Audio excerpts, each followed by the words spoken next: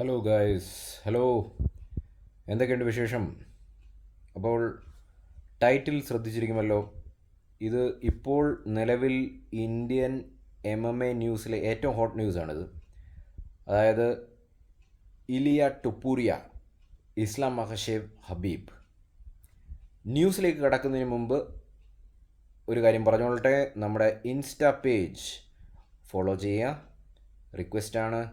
ദീപക്_അശോകൻ ഡിസ്ക്രിപ്ഷനിൽ കൊടുത്തിട്ടുണ്ടാകും. നിങ്ങൾ ദയവ് ചെയ്ത് ഇൻസ്റ്റാ പേജ് ഫോളോ ചെയ്യുക. അവിടെ നമ്മുടെ മാർഷൽ ആർട്സ് വിശേഷങ്ങളൊക്കെ നമ്മൾ ഷെയർ ചെയ്യുന്നതായിരിക്കും. ഓക്കെ, ഇനി നമ്മുടെ ഹോട്ട് ന്യൂസിലേക്ക് വരാൻ. ചെറിയൊരു വീഡിയോ ആണ്, മൊത്തത്തിൽ കാണുക.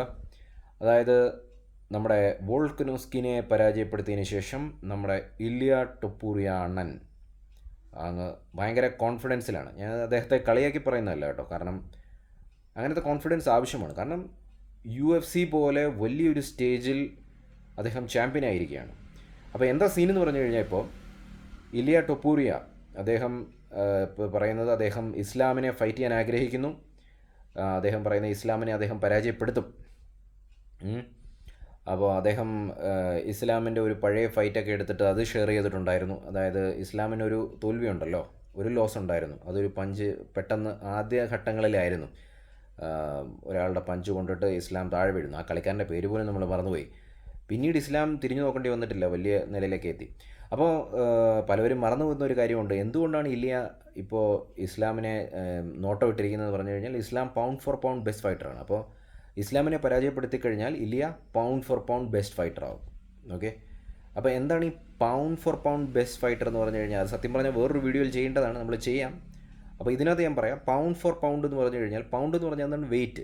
അപ്പോൾ എല്ലാ വെയിറ്റ് കാറ്റഗറീസിലും എടുത്തു നോക്കുമ്പോൾ, അതായത് ഹെവി വെയിറ്റ് മുതൽ ഫ്ലൈ വെയിറ്റ് വരെ എടുത്തു നോക്കുമ്പോൾ ഉള്ള ബെസ്റ്റ് ഫൈറ്റർ, അതാണ് പൗണ്ട് ഫോർ പൗണ്ട്. അതായത് ഏറ്റവും നല്ല ഫൈറ്റർ ലോകത്തിൽ, അതാണ് ഉദ്ദേശിക്കുന്നത്, ഏത് വെയിറ്റ് കാറ്റഗറി എടുത്താലും. അതുകൊണ്ടാണ്, അപ്പോൾ അത് നിലവിൽ ആരാണ്? ഇസ്ലാമാണ്, ഇസ്ലാം മഹാഷേവാണ്. അതുകൊണ്ടാണ് ഇലിയ ഇസ്ലാമിനെ ഇപ്പോൾ ചലഞ്ച് ചെയ്യുന്നത്. അപ്പോൾ ഇസ്ലാമിൻ്റെ ടീം മെമ്പറും ഇസ്ലാമിൻ്റെ കോച്ചും ഒക്കെയാണ് ഹബീബ് എന്ന് പറയുന്നത്. അപ്പോൾ ഇലിയ ഇപ്പം ഹബീബിനെയും ചലഞ്ച് ചെയ്തിരിക്കുകയാണ്. എന്നിട്ട് ചലഞ്ച് ചെയ്യുക എന്ന് പറഞ്ഞു കഴിഞ്ഞാൽ ഹബീബിനെയും ഞാൻ തോൽപ്പിക്കും. അങ്ങനെ ഇപ്പം ധാരാളം ഞാൻ കമൻറ്റുകൾ കണ്ടു. അതായത് ഇലിയയ്ക്ക് ഭയങ്കര അഹങ്കാരമായിരിക്കുകയാണ്, ഇലിയ ഭയങ്കര നിലമറന്ന് സംസാരിക്കുകയാണ്. അങ്ങനെയൊന്നുമല്ല. ആക്ച്വലി ഇലിയ ചാമ്പ്യനാണ്. അപ്പോൾ ഒരു ചാമ്പ്യൻ്റെ കോൺഫിഡൻസാണ് പുള്ളി കാണിക്കുന്നത്.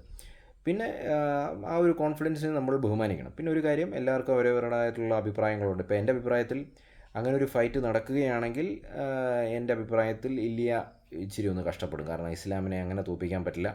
പിന്നെ ഹബീബ് ഇനിയിപ്പോൾ തിരിച്ച് വരത്തില്ല. ബട്ട് ഹബീബുമായിട്ടൊരു സാങ്കല്പിക ഫൈറ്റ് ഉണ്ടാവുകയാണെങ്കിൽ ഹബീബ് പ്രിപ്പയർഡായി വന്നു കഴിഞ്ഞാൽ ഇലിയ എന്നല്ല, ഇസ്ലാമിന് വരെ ബുദ്ധിമുട്ടായി പോകും.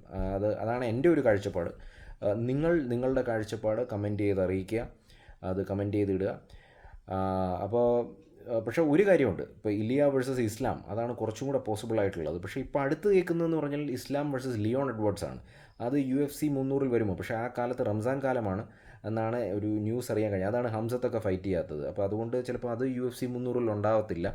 അപ്പോൾ എന്തായാലും ഇസ്ലാം വേഴ്സസ് ലിയോൺ എഡ്വേർഡ്സ് ഉടനെ ചിലപ്പോൾ ഉണ്ടായിരിക്കും. അതിനുശേഷം മാത്രമേ ഇലിയയുടെ കൂടെ ഉണ്ടാകത്തുള്ളൂ. ഇനി ഇലിയ എന്ന് പറഞ്ഞു കഴിഞ്ഞാൽ ബോക്സിംഗ് സൂപ്പറാണ്.